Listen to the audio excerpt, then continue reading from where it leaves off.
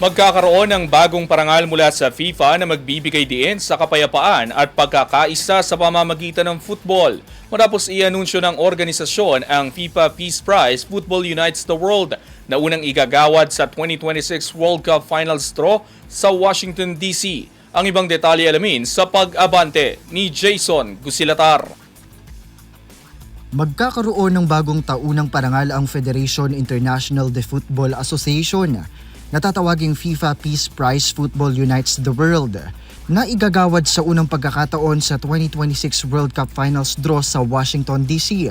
Sa susunod na buwan, ayon sa payag ng Pandaigdigang Samahan ng Football nitong Miyerkules.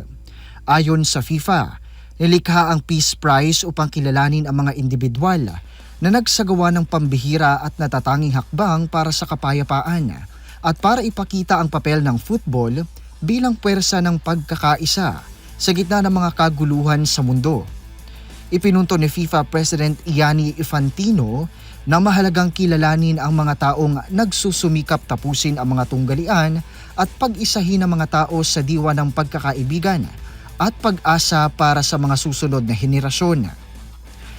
Ang World Cup draw ay nakatakdang ganapin sa December 5 sa John F. Kennedy Center for the Performing Arts sa Washington, D.C., kung saan malalaman ng 48 teams ang kanilang mga makakalaban sa group stage.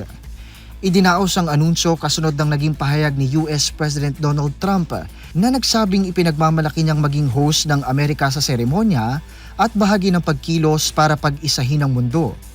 Ang 2026 FIFA World Cup ay gaganapin mula sa June 11 hanggang July 19 sa Estados Unidos, Canada at Mexico. Tampok ang record na 104 games sa 16 host cities sa buong North America.